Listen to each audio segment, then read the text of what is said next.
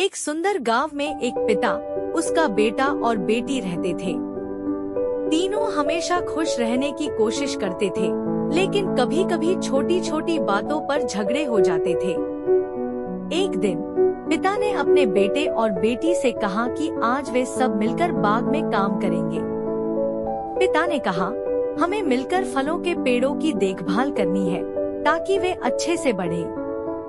बेटा बहुत खुश हुआ, लेकिन बेटी ने कहा, मुझे काम नहीं करना, मैं खेलना चाहती हूँ।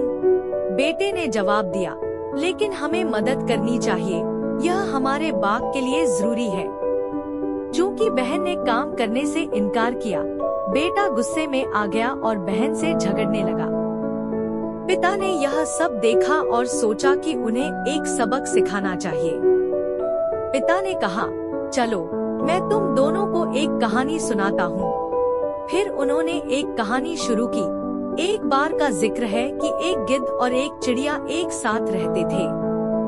गिद्ध हमेशा चिड़िया की मदद करता था, लेकिन चिड़िया कभी गिद्ध की मदद नहीं करती थी।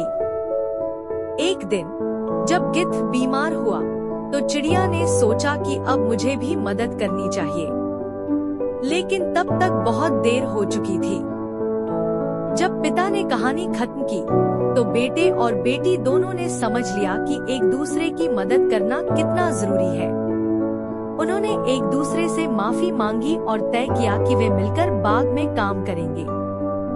नैतिक परिवार में एक दूसरे की मदद करना और सहयोग करना बहुत जरूरी है, क्योंकि सहयोग से प्यार और खुशी का जन्म होता है।